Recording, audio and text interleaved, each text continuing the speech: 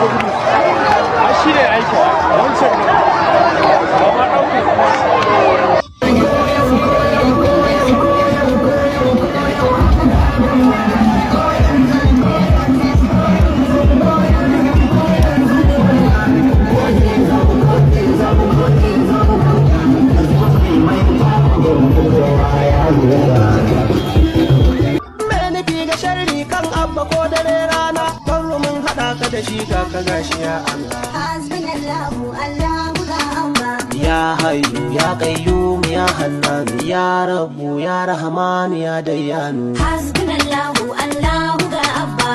Ya jawadu ya mujani Allah ya karɓi roƙon da muke ka kai abba. Hasbunallahu Allahu.